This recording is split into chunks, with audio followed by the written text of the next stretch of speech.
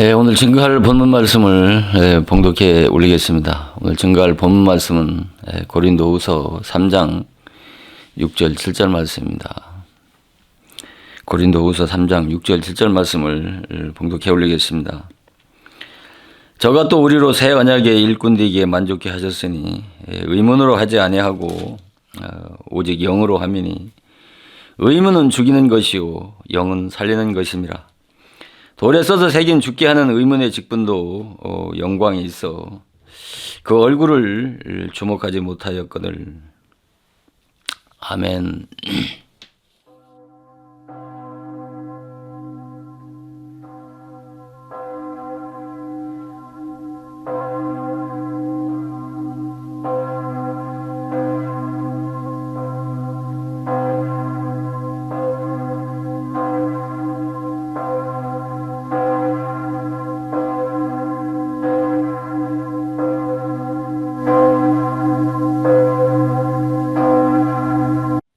우리가 디모데후서 2장 15절을 보면은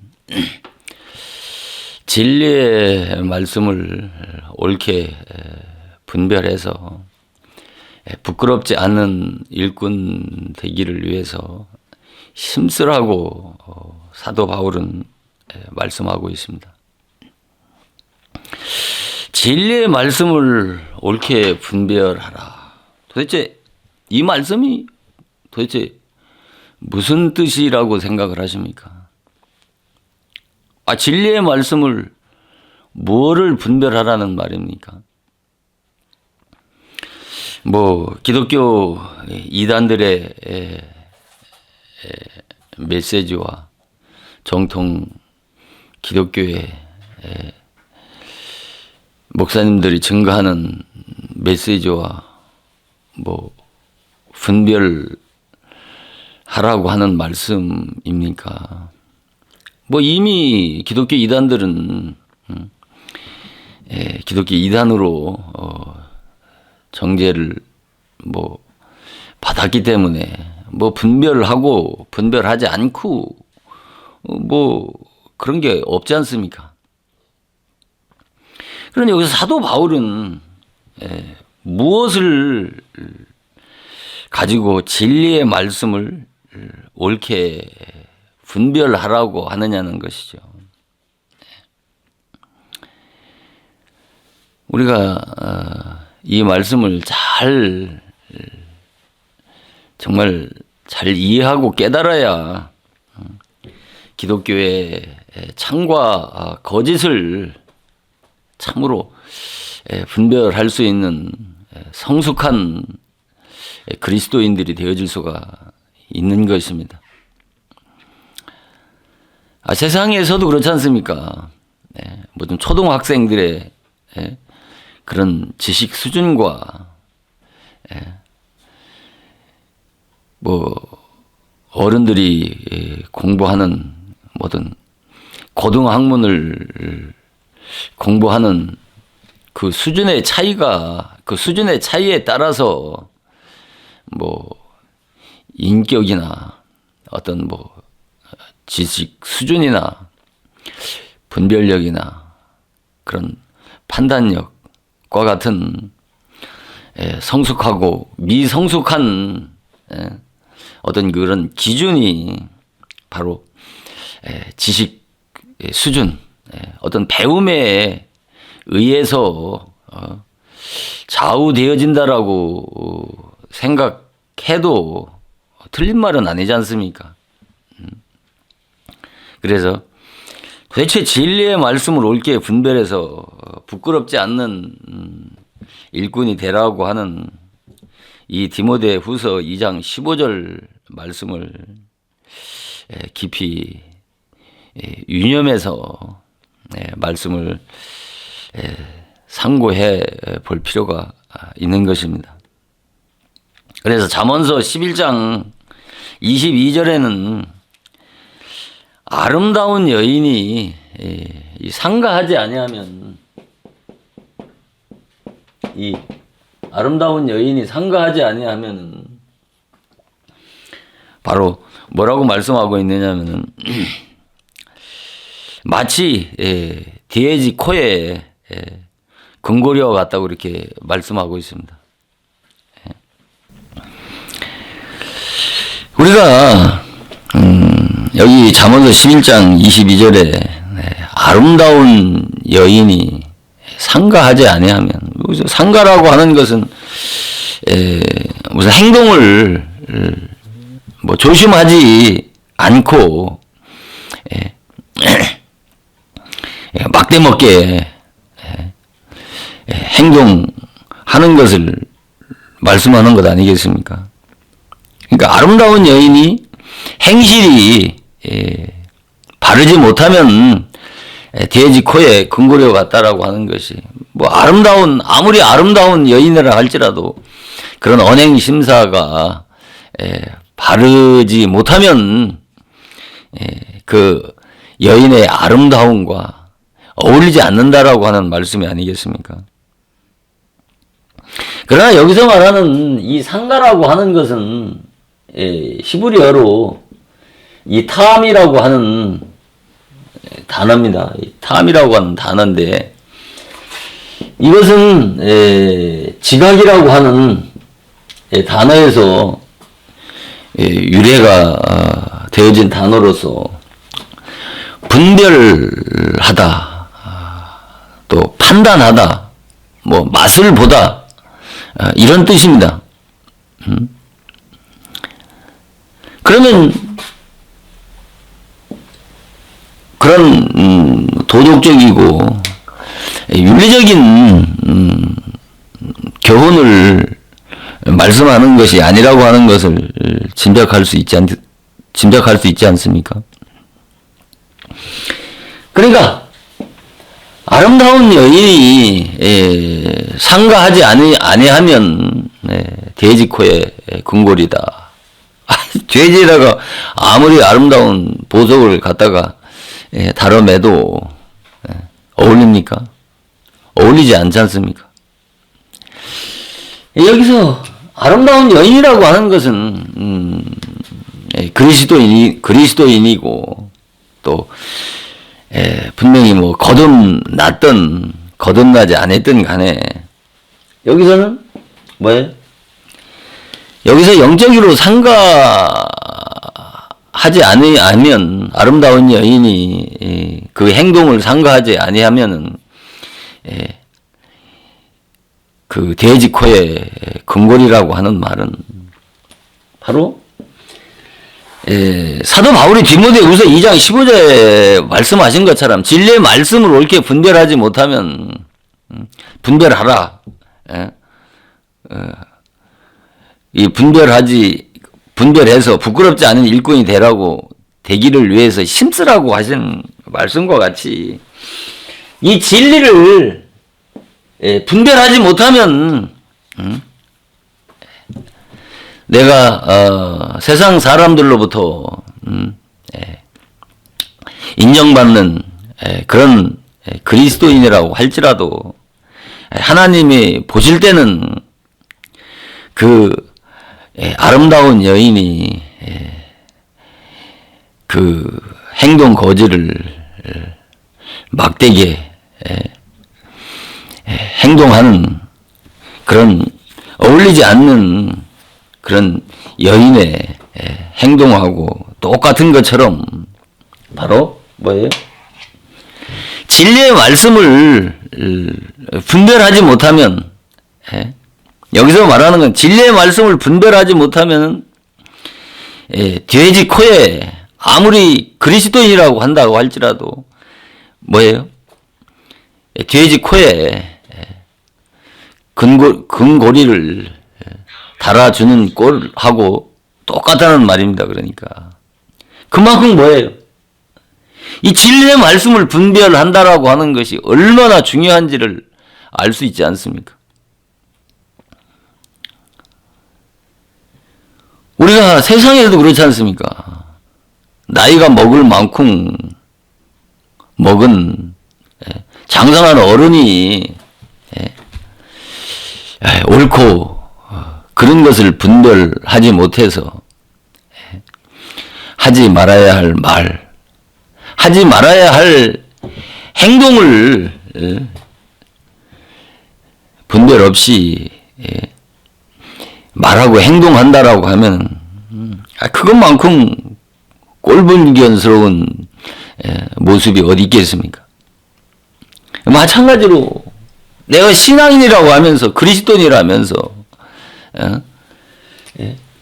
이 진리의 말씀을 분별하지 못한다고 하면 이거만큼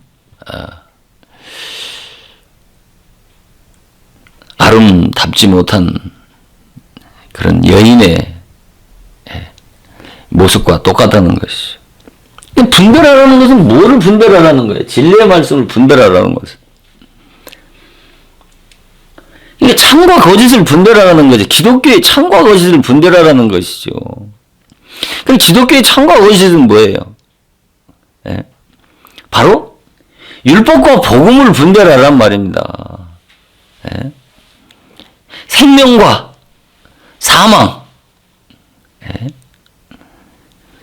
이 둘을 분별하란 말입니다. 그러니까 여기서 보세요. 여기서 고린도후서 3장 6, 7절에 저가 또 우리로 새 언약의 일꾼되게 만족해 하셨으니 의문으로 하지 아니하고 영으로 함이니 의문은 죽이는 것이고 영은 살리는 것이란 말입니다. 그러니까 두 법이 있단 말이야. 살리는 복음이 있고 죽이는 율법을 말씀하시는 것 아니겠습니까? 의문은 죽이는 모세의 율법이고 여기서 말하는 영은 살리는 복음을 말씀한단 말입니다. 도대체 뭐가 죽이고 어떤 말씀이 죽이는 말씀이고 어떤 말씀이 살리는 말씀이냔 말입니다. 다 이 강단에서 살리는 말씀을 생명의 진리의 말씀을 선포한다라고 그러지 내가 죽이는 사망의 말씀을 증거한다라고 하는 아마 목회자는 대한민국에 단 한 사람도 없을 것입니다. 그런데 성경은 이 죽이는 율법의 사명자들은 다수고 사람의 영혼을 살리는 복음의 종은 소설하고 말씀을 하고 있지 않습니까? 그래서 참과 거짓, 율법과 복음, 바로 사망과 생명, 이 빛과 이 어둠을 바로 분별하라는 말씀인 것입니다. 이게 참으로 어렵단 말입니다. 너무나 어렵다니까요. 진리가 무엇인지, 율법이 무엇인지, 이 율법의 말씀과 진리의 말씀을 분별한다라고 하는 것은 참으로 어려운 것입니다.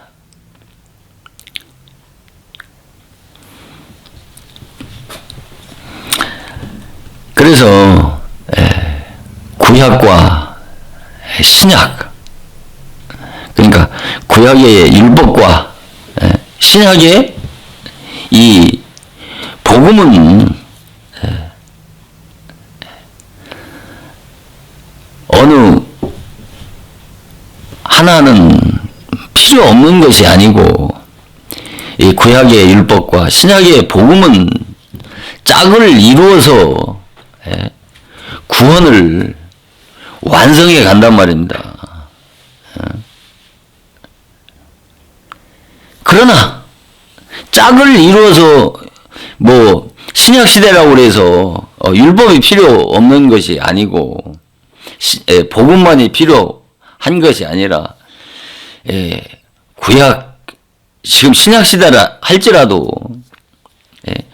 바로 구약의 율법과 신약의 복음은 짝을 이루어서 구원을 이루어가고 또 구원을 완성해 가는 데 있어서 이 두 법인 구약의 율법과 신약의 복음은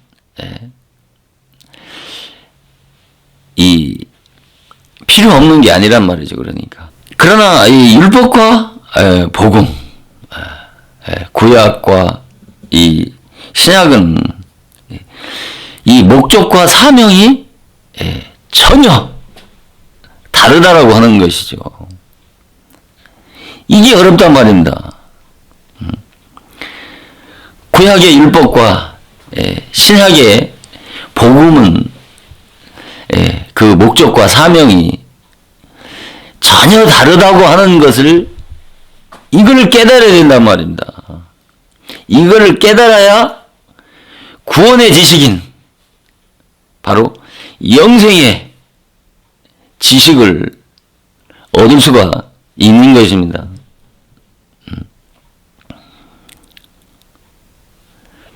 그래서 율법과 복음은 내용면에서 전혀 다른 것이죠. 하나는 죽이는 사망의 법이고 하나는 살리는 이 생명의 법이란 말입니다. 이 둘이 짝을 이루어서 구원을 완성해 간다라고 하는 이 구약과 율법, 신약과 복음의 이 유기적인 이 연속성을 이해를 해야 되는 것입니다.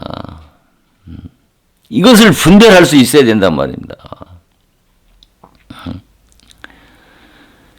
그래서 율법과 복음은 인간을 구원의 감에 있어서 이 구약 율법과 신약의 복음은 꼭 필요한 것입니다.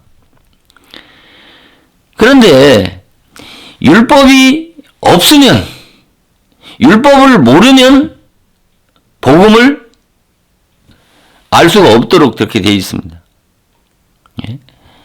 구약의 율법을 모르면 신약의 복음을 알 수 없도록 하나님께서 창세 전부터 예정하신 구원 경륜 섭리의 원리가 그렇다는 말입니다. 그러니까 율법 아니 복음 없는 또 복음 없는 율법은 또 아무것도 아니란 말입니다. 아무런 의미가 없어요. 왜 그럴까요? 율법에는 생명이 없기 때문인 것이죠. 우리가 달빛과 태양빛은 똑같은 빛이지 않습니까? 그러나 달빛은 그 발광체인 태양빛을 받아서 비치는 반사체지 않습니까? 그 달빛이 아무리 비춰도 그 만물을 소생시킬 수 있는 그런 생명력이 없잖아요. 달빛은 아무리 달빛을 밤에 달빛을 받아서 어떤 그 만물을 소생시킬 수 있는 그런 생명력이 있습니까? 달빛에. 태양빛을 통해서 만물을 소생시키는 그런 생명력은 태양빛에 있는 것과 똑같은 것이죠. 그러니까 율법 아래만 계속 머물러 있으면 어떻게 해요? 당연히 죽는 거란 말입니다. 그래서 의무는 죽이는 것이란 말입니다. 여기에는 뭐가 없어요? 생명이 없단 말이에요. 생명이 없단 말입니다. 생명이 없기 때문에 죽이는 것이에요. 그래서 의문, 모세의 율법은 죽이는 것이라고 이렇게 말씀을 하고 있단 말입니다. 그러니까 오늘날 율법을 통해서 우리가 감동과 감화는 주어서 어떤 잘못된 어떤 육신의 행실은 조금 고칠 수는 있을지 모르지만, 그러나 그 율법을 통해서는, 바로 그 율법의 말씀을 통해서는, 그 율법의 빛을 통해서는 우리에게 영원한 영생을 가져다 줄 수 없다는 것이죠. 그러니까 율법은 생명에 뭐만 있어요? 모양만 있단 말입니다. 그런데 그 율법에 생명이 있는 채 가르치기 때문에 많은 사람들이 이 율법의 그 한계를 깨닫지 못하고 거기에 머물러 있으면서 생명을 받은 채, 구원을 받은 채 내 영혼이 육체를 벗으면 하나님의 나라에 들어갈 것 같이 그렇게 착각하고 신앙생활을 하는 사람들이 너무나도 많다는 말입니다.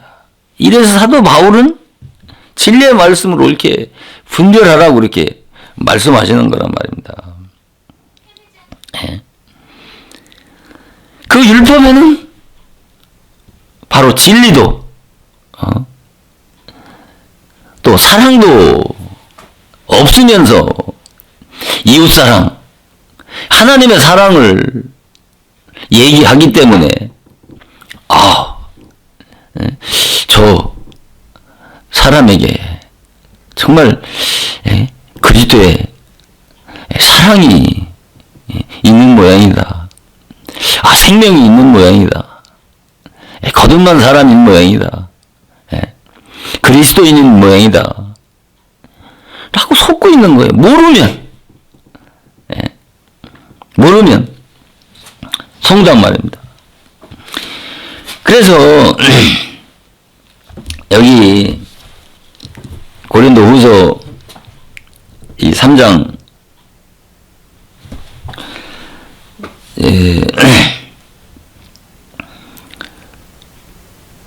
13절에 보면 우리는 모세가 이스라엘 자손들로 장차 없어질 것의 결국을 주목하지 못하게 하려고 수건을 그 얼굴에 쓴 것 같지 아니하노라. 우리는 모세가 이스라엘 자손들로 장차 없어질 것의 결국을 주목하지 못하게. 모세가, 여기서 모세라고 하는 것은 항상 모세가 나오면 뭐라고 그랬습니까? 율법을 생각하시라고 그렇게 말씀하시지 않습니까? 그러니까 모세의 율법은 바로 이스라엘 자손들로 장차 없어질 것의 결국. 그러니까 모세의 율법은 언젠간 없어질 것이라고 하는 것이죠. 그러니까 여기서 말하는 것은 그 장차 없어질 것의 결국. 그러니까 모세의 율법의 그 결국을, 그것을 깨닫지 못하면, 여기서 아주 중요한 말씀인 것입니다. 그 모세의 율법의 그 결국을 깨닫지 못하면, 그러니까 율법 안에 있을 때는 그 모세의 율법의 그 결국을 알아요, 몰라요? 모른단 말입니다. 여러분, 이걸 잘 이해하셔야 돼요. 율법 아래에 있을 때는 모세의 율법의 결국, 정말 장차 없어질 정죄의 직분의 그 영광이, 그것은 무엇을 말하는 거예요? 모세의 율법의 결국은 죽이는 것이란 말입니다. 멸망하는 것이란 말입니다. 그런데 그 율법의 결국을, 그 율법의 결국에 대해서 어떤 결과를 가져다 준 것에 대해서 깨닫지 못하면 결국은 어떻게 해요? 전부 멸망하는 거예요. 그러니까 율법 아래에서 왜 율법 신앙이 그렇게 중요하냐면 내가 이 사망에서 생명으로 옮겨야 어떻게 해요? 사망에서 생명으로 옮겨야 기독교의 구원이 있는 거잖아요. 그런데 왜 사망에서 생명으로 옮긴다고 그러는 거예요? 말로만 사망에서 생명으로 옮기는 것이 아니라 어떤 자를 사망에서 생명으로 옮겨지는 거예요. 내가 율법 신앙의 결국이 사망이라고 하는 것을 결국을 나를 죽이게 하는 것이라고 하는 것을 그 율법 신앙 아래서 그 율법 신앙이 결국은 나를 죽이는 것이라고 하는 것을 내 자신이 체험을 해야 체험을 했을 때 내가 생명이라고 하는 그리스도 안으로 돌아올 수가 있단 말입니다. 그래서 율법은 의무는 죽이는 것이라고 그렇게 말씀을 하는 거예요. 이것을 이론적으로만 율법은 죽이는 것이라고 하는 것을 이론적으로만 알아가지고는 그에게는 그 복음의 진정한 참된 의미를 이해할 수도 없고 깨달을 수도 없단 말입니다.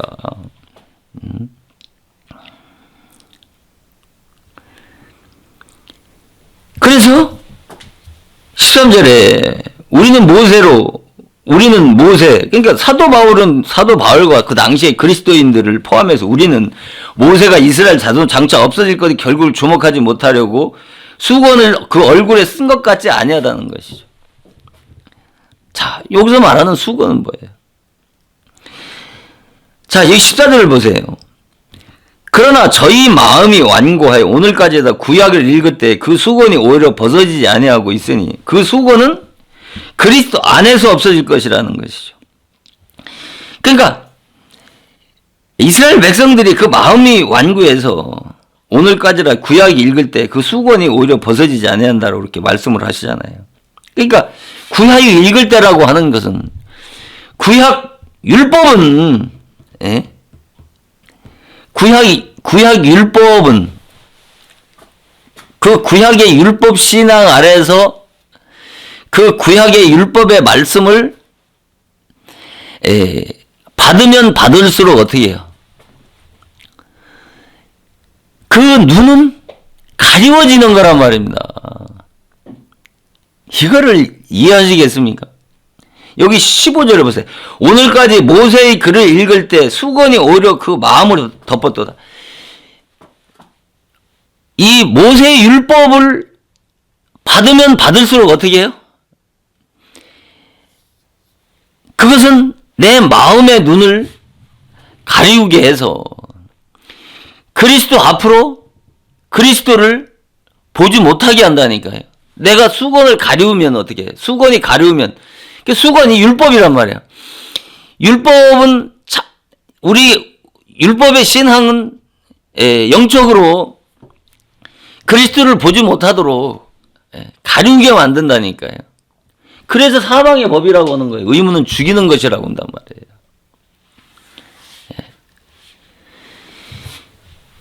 이것을 내가 체험으로 깨달아야 된다니까요. 그래야 진리 안으로 돌아올 수가 있단 말입니다. 진리 안으로 돌아올 수 있단 말이에요. 오늘 이 말씀을 드리려고 하는 거예요. 왜 사도 바울이 진리의 말씀을 옳게 분별해서 부끄럽지 않는 일꾼 되기를 위해서 힘쓰라고 하면서 잠언서 11장 22절에 그런 분별력 있는 신앙, 그런 판단력 있는, 지각 있는, 영적인 지각 있는, 분별력 있는 신앙을 가지지 못했으면 진리를 분별하지 못하는 자는 아무리 아름다운 여인이라도 그리스도인이라 할지라도 대한민국의 유명한 모든 사람이 인정하는 목사라고 해도 바로 그것은 돼지코에 금고리를 달아주는 것과 똑같다는 것이죠. 얼마나 어울리지 않는 모양입니까?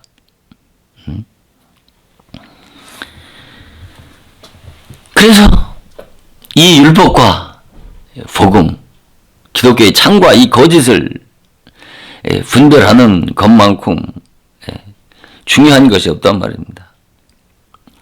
그래서 성경을 깊이 있게 이해하기 위해서는, 깨닫기 위해서는 바로 율법과 복음의 어떤 그런 유기적인 관계성을 깨달아야 바로 구원의 지식인 바로 이 영생의 지식, 이 영생의 진리를 깨달을 수 있고 얻을 수가 있단 말입니다. 그러니까 그래서 전생에도 말씀을 드렸던 것처럼 이 구약 율법을 깨닫지 못하고는 신약의 복음을 깨달을 수가 없단 말입니다. 이 말을 이해를 해야 된단 말입니다. 예수 믿으면 되지. 말도 되지 않는 생뚱맞는 소리를 짓거리냐고 판단하지 말고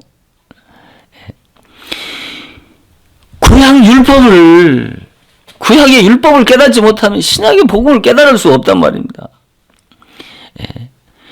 구약의 율법의 정죄와 심판, 구약 율법의 고소와 고발이 없으면 신약의 참 복음의 영광을 맛볼 수가 없는 것이란 말입니다.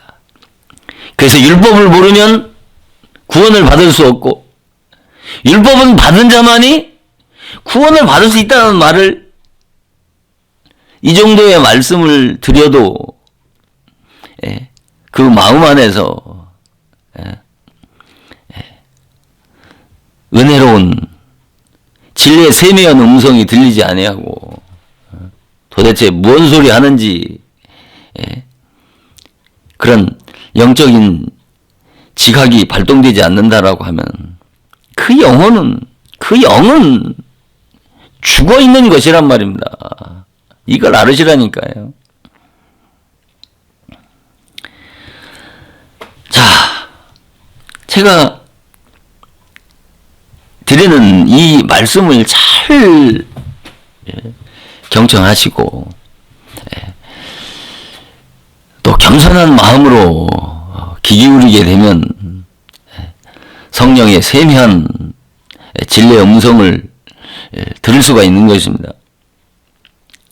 자, 제가 여러분들에게 하나 질문을 드리겠습니다. 지금까지 드린 말씀을, 지금까지 지금 말씀을 깨닫는다면, 제가 드리는 이 같은 질문에 대해서 답할 수가 있어야 되는 것입니다. 자, 죄를 깨닫지 못하고, 죄를 깨닫지 못하고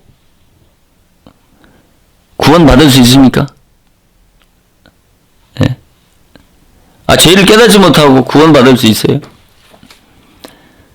아니면 기독교 신앙에서 회개 없이 기독교에 구원과 중생이 있을 수 있습니까? 내가 어떤 죄인인지를 모르고 구원받을 수 있느냐 말입니다. 이거에 대해서 부정하는 사람은 없을 것입니다. 죄일학상이 아니고는. 그러니까 죄를 깨달아야 되고 내가 회개해야 되고 내가 어떤 죄인이라고 하는 것을 깨달아야 구원을 받을 수 있단 말입니다. 그렇지 않고 내가 죄도 깨닫지 못하고 회개도 하지 아니하고 내가 어떤 죄인지도 모르는 그런 인간은 하나님의 은혜가 얼마나 놀라운 은혜인가를 깨달을 수가 없는 것입니다. 이 말에 이어가십니까?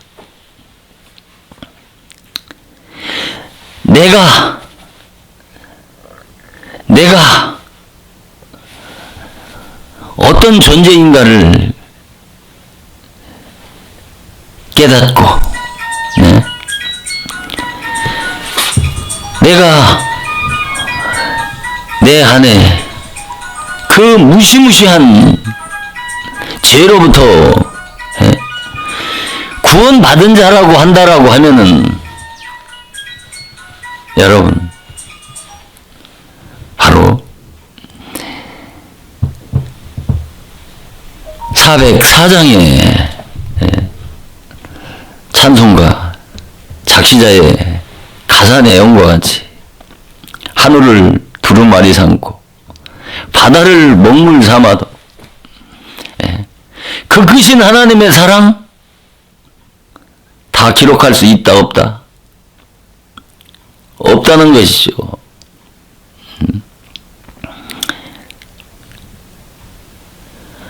하늘을 두루마리 삼고 바다를 먹물 삼아도 하나님의 사랑을 다 기록할 수 없다는 거예요. 그러면서 하나님의 그 크신 사랑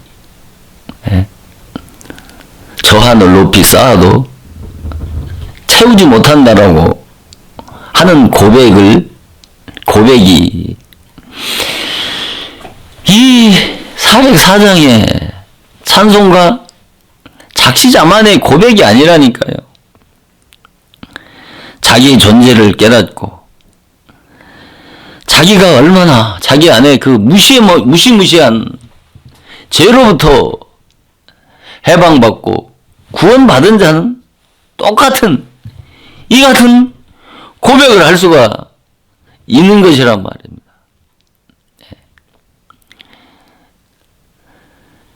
노예 선장이었던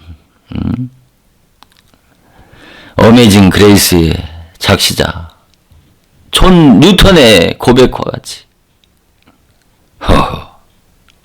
나 같은 것도 구원해 주시네. 나 같은 것도 구원해 주시네. 라고 하는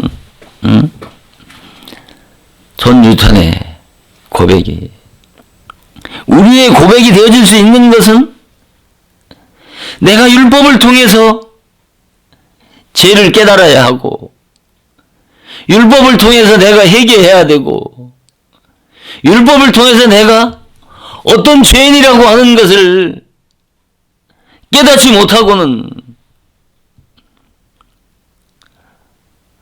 404장의 찬송가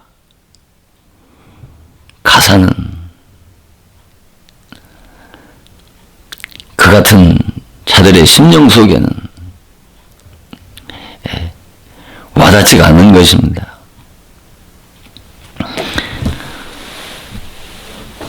그래서 이 같은 자들에게는 내가 죄를 깨닫지 못하고 또 내가 회개하지 아니하고 내가 어떤 죄인인지를 모르는 자들, 죄로 인해서 심각한 고통과 아픔, 이 지옥의 고통을 체험해보지 않은 자들에게는 뭐예요?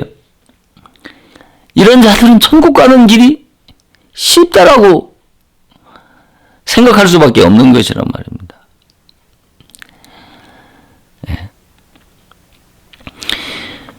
율법을 통해서 내 안에서 지옥을 체험해 봐야 기독교의 구원의 길이 넓은 길이 아니고 좁은 길이고 이 협잡한 길이라고 하는 것을 깨달을 수가 있는 것이란 말입니다. 여러분, 죄로 인한 심각한 그런 고통과 아픔이 얻게 되면 그리스도를 간절하게 갈망하고 소원할 수 있습니까? 내가 내 몸이 아파야 병원을 찾고 의사를 찾을 것 아닙니까? 내가 아프지도 않는데 건강한 자가 병원을 찾을 이유가 없지 않지 않습니까? 죄로 인한 그 심각한 그 양심의 고통, 죄의식과 이 죄책감이 정말 가중되어서 자기 자신에 대해서 절망하고 좌절하게 될 때 인간은 그 죄의 문제를 해결해 주실 메시아를 찾게 되는 것이죠. 그러니까 그렇지 않으면 살 수가 없는 것입니다. 그리스도도 찾지도 않고 그리스도도 갈망하지 않고 그리스도에 대해서 소원하지도 않는 자에게 구원을 주실 수 있습니까? 절대 주실 수 없단 말입니다. 그럴 바에 예수님이 십자가에서 왜 죽으시고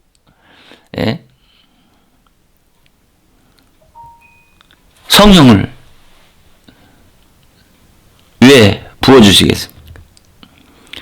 그럴 바야 찾지도 않는 자들에게 구원을 베풀어 주신다고 그러면 예수님이 십자가에 죽으실 필요도 없고 믿는 자든 믿지 않는 자든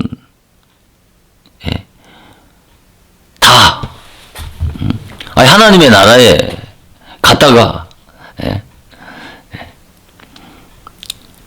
놓으면 될 거 아닙니까?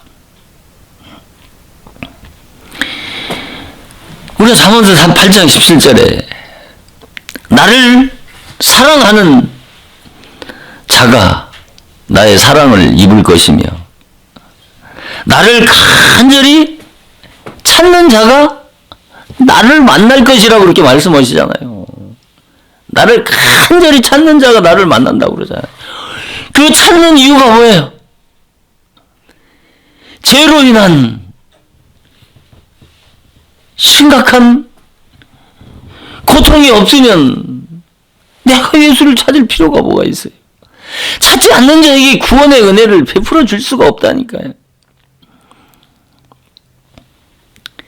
교회 다니니까, 교회 출입하니까, 교회 앉아 있으니까 그냥 값없이 거저 구원의 은혜를 베풀어 주는 것이 기독교고 기독교의 구원입니까? 그렇게 알고 있다면 기독교를 오해해도 너무나도 잘못되게 오해를 하고 있는 것입니다.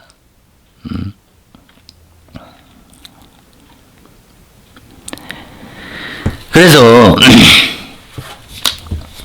왜 진리를 그렇게 분별하라고 그렇게 사도 바울뿐만 아니라 신구약 성경 어디를 보아도 진리의 말씀을 분별하지 못하면 성경을 모르면 우리가 구원을 받을 수 있습니까? 없습니까? 성경은 덮어놓고 예수만 믿으면 구원을 받는다고 생각을 하고 성경 한 구절 읽지도 않는 그런 자들에게 구원의 믿음이 또 그런 심령 속에 성령을 부어주시겠습니까? 왜 이 진리의 말씀을 분별하라고 그렇게 말씀을 했냐 말입니다. 그래서 루터는 성경을 눈에 보이는 것만 가지고 성경을 해석하지 말라고 그러겠습니다. 이게 무슨 말일까요? 루터는 수박을 쪼개서 그 맛을 봐야 된다라고 말하고 있습니다. 수박을 쪼개서 그 수박의 맛을 봐야 된다는 것이죠. 그래야 진리를 깨달은다는 것이죠. 그런데 중세시대는 그 녹색만 보고 그 수박이 어떻고 저떻고 얘기하는 것만큼 모순이 어디 있습니까? 수박을 먹는다고 하면서 수박의 그 맛을 모르고 그 수박을 먹는다면 그거보다 큰 불행이 어디 있습니까? 강단을 전하는 진리를 분별하지 못하고 그 진리의 맛을 깨닫지 못하고 말씀을 듣는다고 하는 것은 참외를 먹으면서 참외 맛을 모르는 것과 수박을 먹으면서 수박의 맛을 모르고 수박을 먹는 것과 똑같은 것이란 말입니다.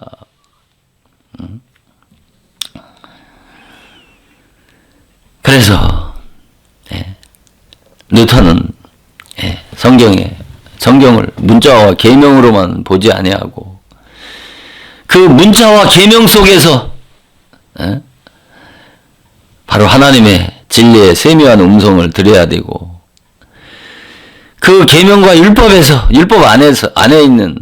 안에서 살아계신 하나님을 발견하고 깨달아야 된다라고 하는 말씀이 바로 그 수박의 그 맛을 보고 먹어야 하는 것처럼 바로 그 진리의 맛을 알고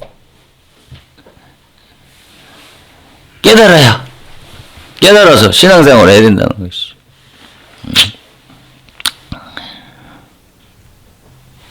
그래서 우리가 그러면 왜 이렇게 진리를 분별하는 것이 그렇게 중요한가에 대한 몇 말씀을 더 드리도록 하겠습니다. 마태복음 19장 그 16절 이하의 말씀을 보면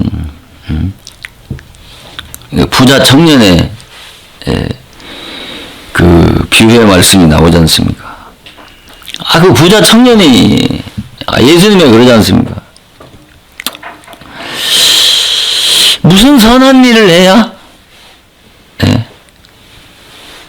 영생을 얻을 수 있느냐라고 이렇게 묻지 않습니까? 무슨 선한 일을 해야 영생을 얻을 수 있습니까? 라고 묻지 않습니까? 그러니까 예수님이 그 영생의 진리를 묻는 그 부자 청년에게 그러지 않습니까?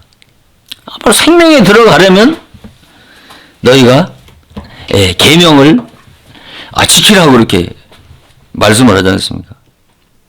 생명에 들어가려면 계명을 지키라고 그렇게 말씀하시죠. 그러면 계명과 율법을 지켜야 생명을 얻는다는 말은 구원을 받는다는 말이고 영생을 얻는다는 말 아닙니까? 기독교에 구원의 진료하는 너무나도 상충되어지는 말씀을 하고 계시잖아요. 그러니까 부자가 어느 계명입니까라고 묻잖아요. 그러니까 예수님께서 다음과 같이 말씀하시잖아요. 살인하지 말라. 간음하지 말라. 뭐 도둑질하지 말라. 뭐 거짓 증거하지 말라. 내 부모를 내 몸과 같이 사랑하라. 내 이웃을 내 몸과 같이 사랑하라고 하는 십계명을 바로 지키라고 말씀하잖아요.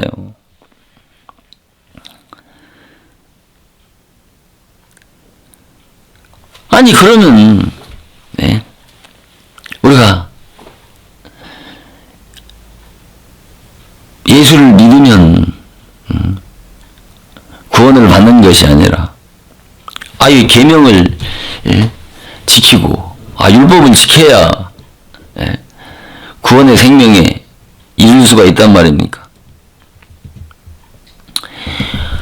그리고 우리가 잘 알고 있는 것처럼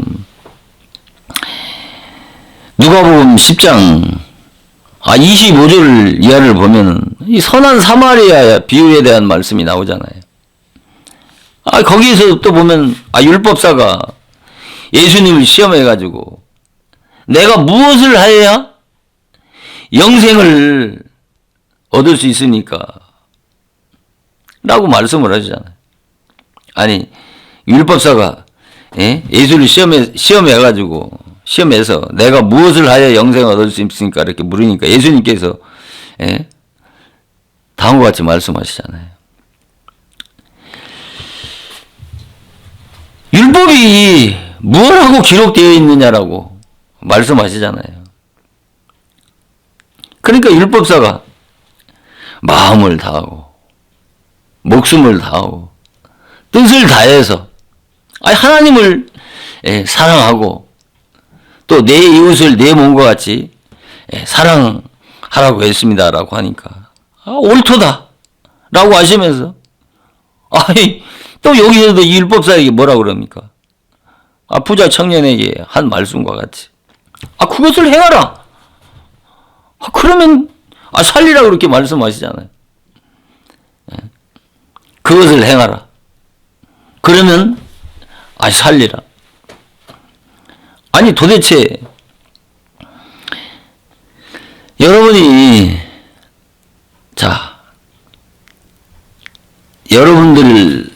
여러분들에게 불신자나 그 누가 구원에 이르기 위해서 또 천국에 들어가려면 구원을 받으려면 어떻게 해야 됩니까? 라고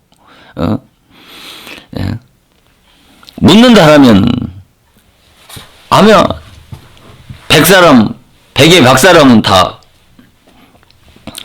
예수를 믿으면 구원에 이른다라고 그렇게 가르치지. 예수님처럼 계명과 율법을 지켜 행해야 구원에 이른다라고 하는 말씀을 그렇게 하시는 그렇게 말하는 기독인이 또 뒤조자가 있겠습니까? 아마 그렇게 얘기한다면 아마 난리가 나겠죠. 저 율법주의 잘하고 당장 정죄와 판단을 할 것 아니겠습니까? 그러나 도대체 왜 영생을 묻는 이 율법사나 이 사도 개인에게 그냥 계명을 지키라고 말씀하시지 아니하고 예수를 믿으면 된다고 그렇게 구원의 도리를 말씀하시지 왜 계명과 율법을 지켜 행해야 구원에 이룰 수 있다라고 그렇게 말씀을 했느냐는 것이죠. 우리가 여기서 가만히 한번 생각해 보세요. 왜 이 부자 청년이나 이 율법사에게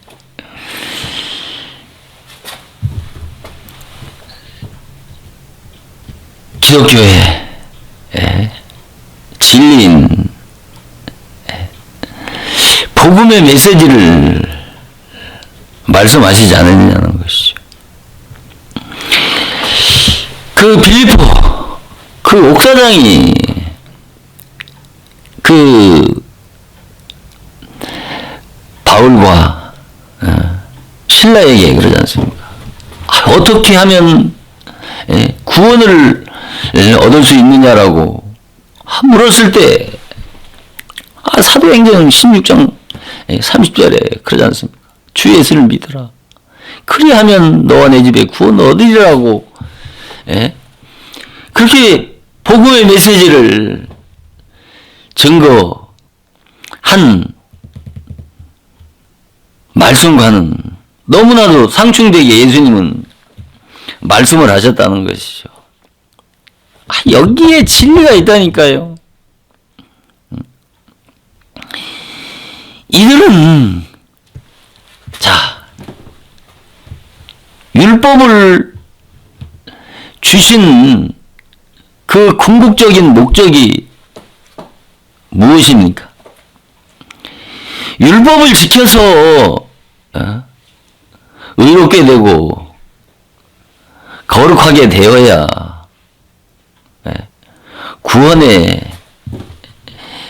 이룰 수 있다고 하는 그 차원에서 바로 이스라엘 백성들에게 율법을 주신 겁니까? 바로 그 율법에 이들은 아직 뭐예요? 이들은 아까 말씀드렸던 것처럼 이들이 예수님에게 물은 것은 뭐예요? 내가 무슨 선한 일을 해야 영생을 얻을 수 있습니까? 내가 무엇을 하여야 영생을 얻을 수 있습니까? 라고 하는 말은 뭐예요? 바로 율법을 주신 하나님께서 인간들에게 주신 율법을 주신 그 궁극적 목적에 다다르기에는 아직도 멀었다는 것이죠. 내 안에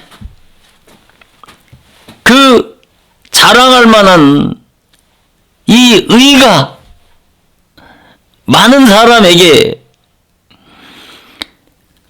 하나님의 복음이 값없이 거둬주시는 은혜의 복음이 됩니까?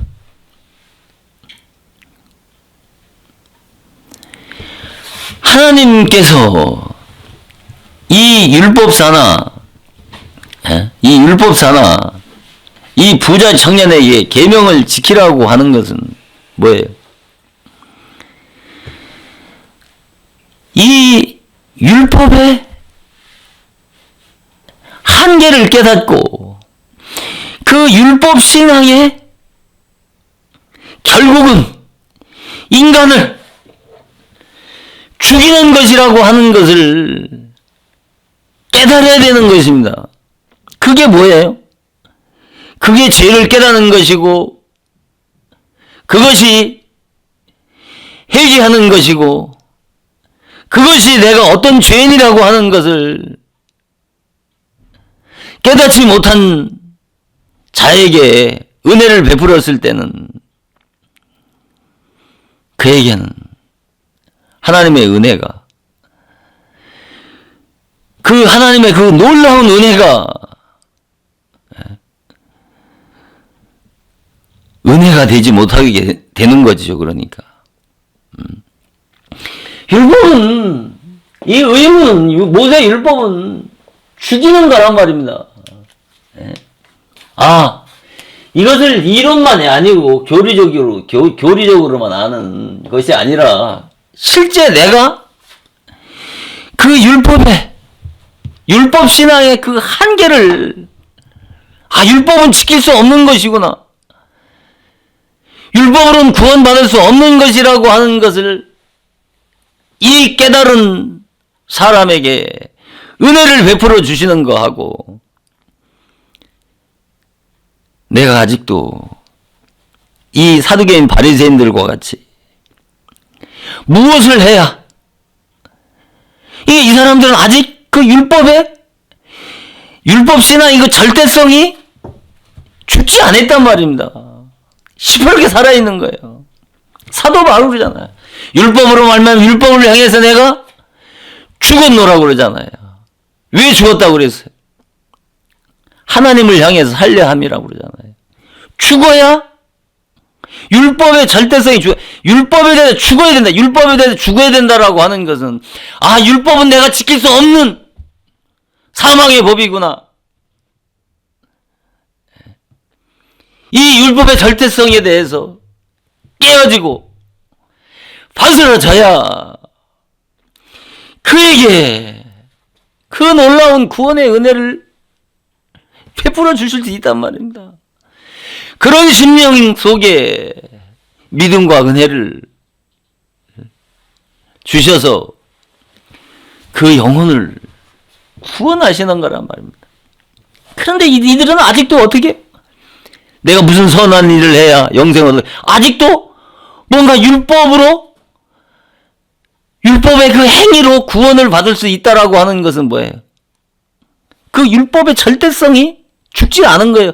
그 율법의 한계를 깨닫지 못한 거예요. 이 부자 청년이나 이 사두개인, 율법사나 무슨 선한 일을 해야, 무슨 일을 해야 내가 구원을 받을 수 있습니까? 영생을 얻을 수 있습니까? 라고 하는 이 말은 아직도 사도 바울과 같이 율법으로 말미암아, 그 율법으로 말미암아, 율법 때문에 내가 죽어야 된다. 율법으로 말미암아라고 하는 것은 원인이란 말이야. 원인. 율법으로 말미암아, 율법을 향해서 죽어야 된다니까요. 그러면 그 위에 그러잖아. 사도 바울은 하나님을 향해 살려 함이라. 죽었을 때 그 19절, 2장 19절에 사도 바울이 이 자기 자신의 율법에다 죽었을 때 그 다음에 하는 소리가 뭐예요? 그리스도와 함께 십자가에 못 박혔나니, 그런즉 이제 내가 산 것 아니요 오직 내 안에 그리스도께서 사신 것이라. 내가 육체 가운데 사는 것은 나를 사랑하사 자기 몸을 버리신 예수 그리스도를 믿는 믿음 안에서 산다라고 고장. 반드시 전제가 그러잖아. 죽어야 된단 말입니다. 그 율법의 절대성에 대해서 죽어야 된다니까요. 죽지 않고는 기독교의 구원은 그 누구에게도 주어질 수 없다니까요. 그러니까 사도 바울은 진리를 분별하란 말입니다. 진리의 지식. 이 같은 진리의 지식 없이 영생의 지식을 얻을 수 없단 말입니다. 보세요. 마태복음 10장 46절 이하가 나오잖아요. 이 말씀을 하기 전에 누가복음 10장 25절에 율법사가 시험하여 내가 무엇을 하여 영생을 얻으리까 이렇게 말씀을 하시잖아요. 그러니까 예수님이 율법이 뭐라고 기록되어 있느냐라고 말씀하셨을 때 이 율법사가 그러잖아요. 마음을 다하고 목숨을 다하고 뜻을 다하고 하나님을 사랑하고 내 이웃을 내 몸같이 사랑하라고 이렇게 대답하지 않습니까? 그럴 때 예수님이 옳다 하시고 그것을 행하라 그러면 살리라고 이렇게 말씀을 하시잖아요.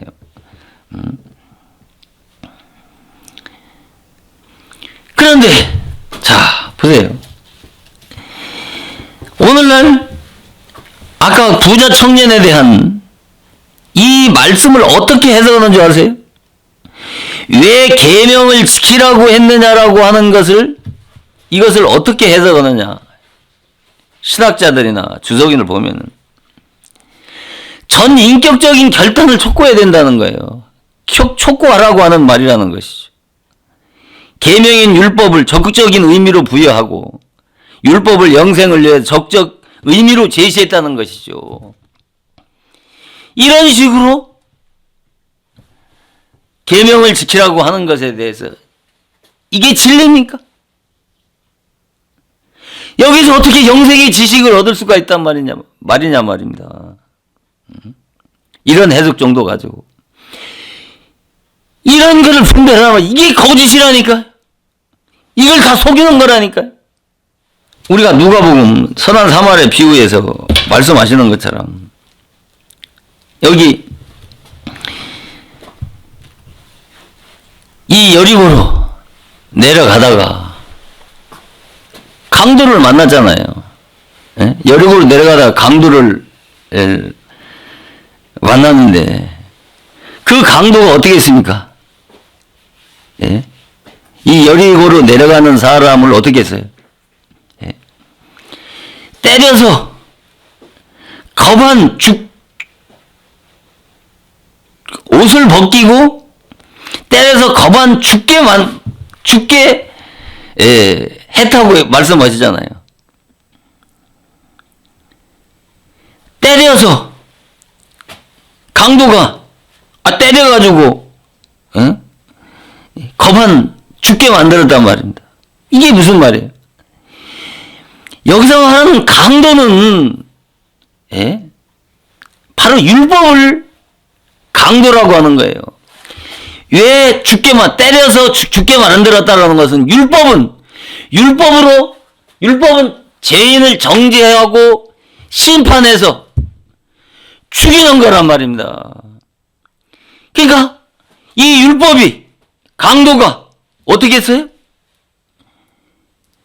죽게 만들었단 말이야. 때려서 율법에 정죄하고 심판해서 고소하고 고발해가지고 죽게 만들었단 말이야. 그러면 이 강도가 또 뭐 어떻게 했어요?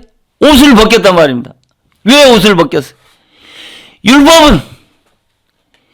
율법은 자기의 이 위선적인 이 자기의 의의 옷을 이걸 벗어버려야 되는 거예요.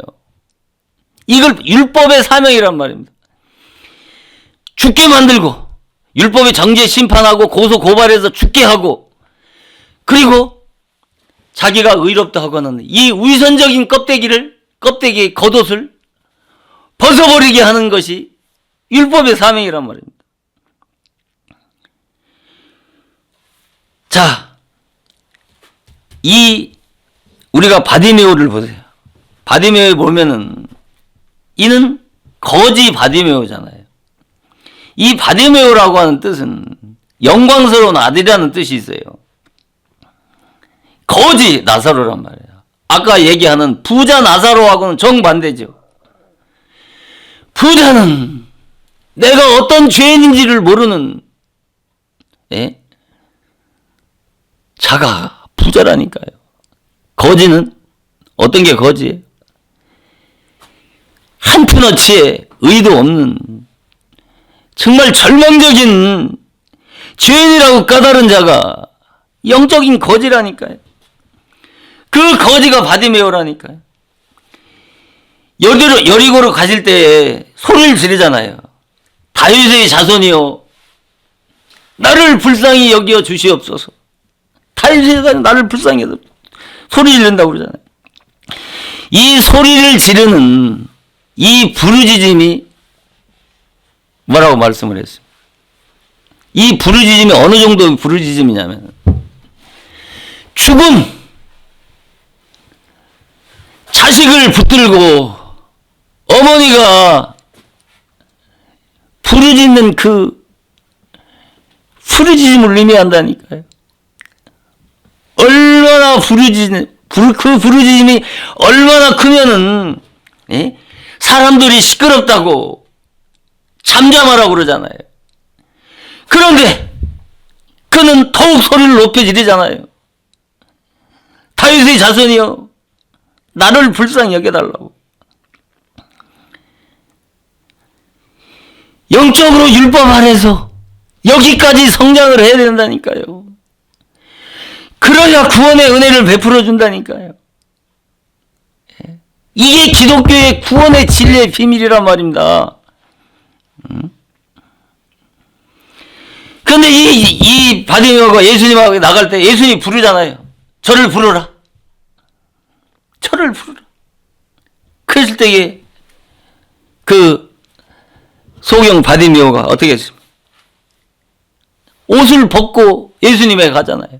뭐 옷이 더러우니까 예수님 앞에 가서 옷이 더러우니까 예수님 앞에 가서 예?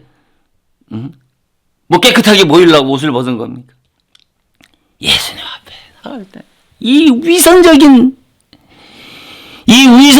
껍데기, 예.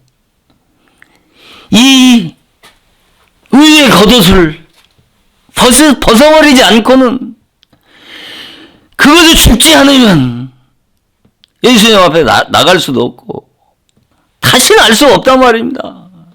자, 보세요. 강도 만난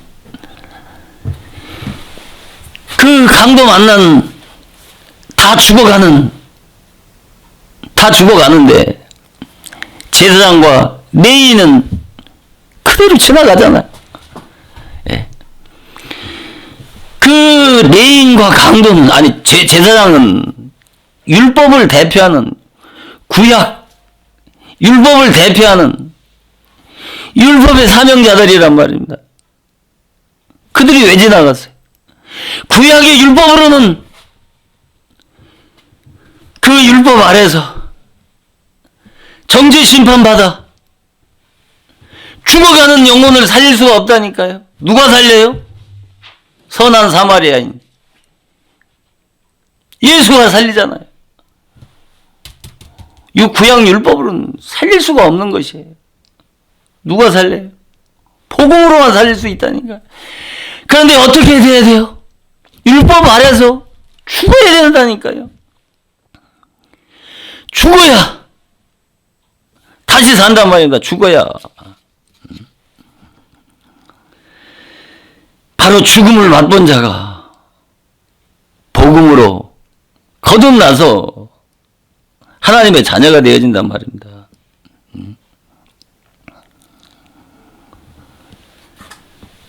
자기 자신에 대한 그 절대적인 그 죄의 본질을 깨닫지 못하면 구원을 받을 수가 없는 것입니다. 그래서 기독교는 죽은 자에게만 그리스도를 계시해 주는 것이란 말입니다.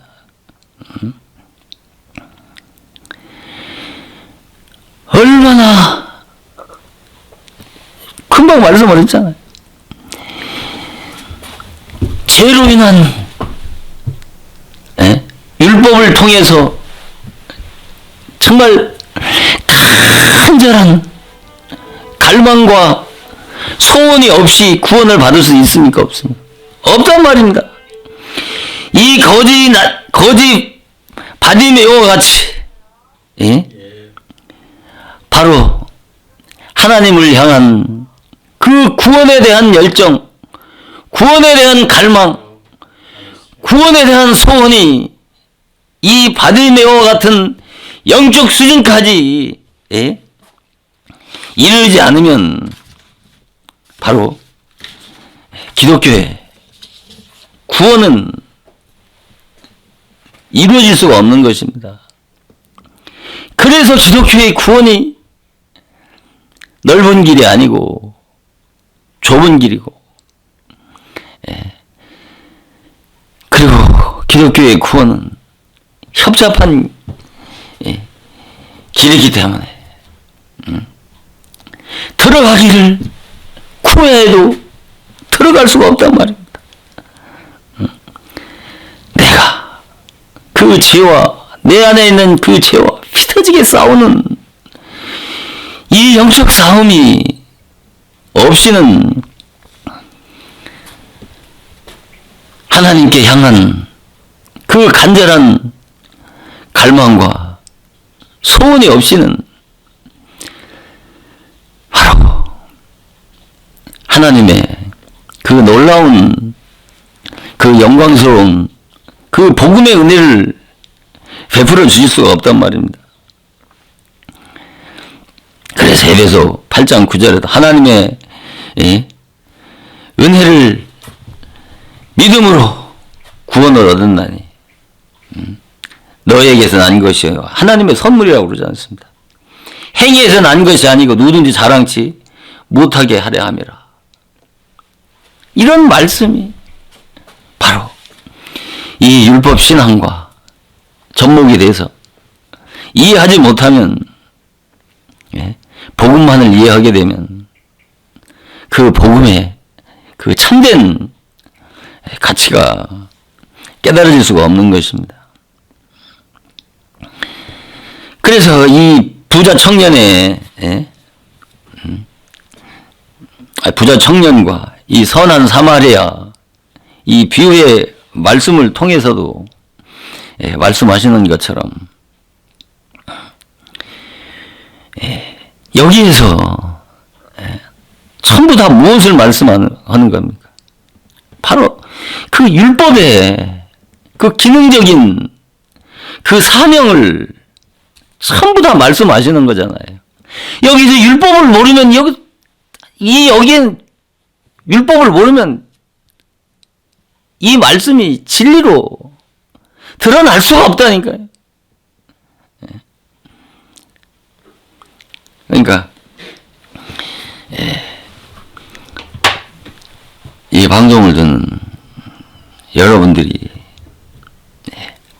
정말 기독교의 진리의 말씀을 정말 분별해서 정말 여러분들이 전하는 그 전에 듣고 있는 그 메시지가 정말 누구로부터 오는지 율법의 사명자냐 복음의 사명자냐 그러나 율법의 종이 어느 데까지 필요하냐 바로 모세가 필요한 것은 그 요단강 입구까지 인도하는 그 사명자로서는 중요하지만 그러나 그 모세의 율법으로는 요단강을 건너서 약속의 땅은 죽었다 깨어나도 들어갈 수가 없단 말입니다. 반드시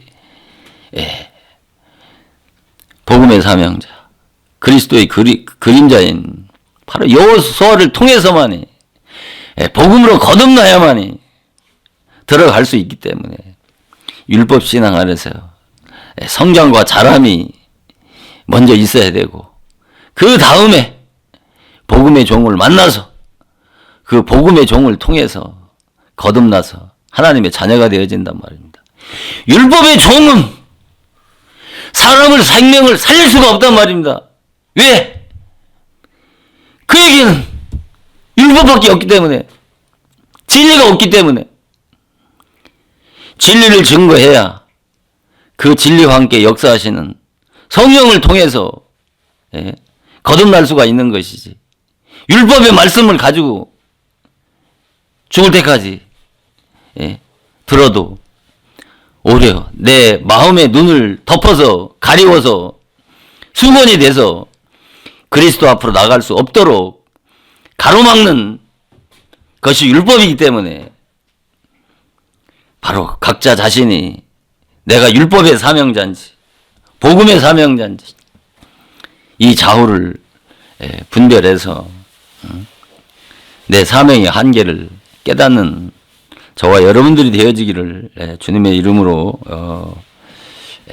축복하면서 오늘 말씀을 마치도록 하겠습니다. 잠깐 기도하시면서 오늘 말씀을 마치도록 하겠습니다. 잠깐 기도하시겠습니다.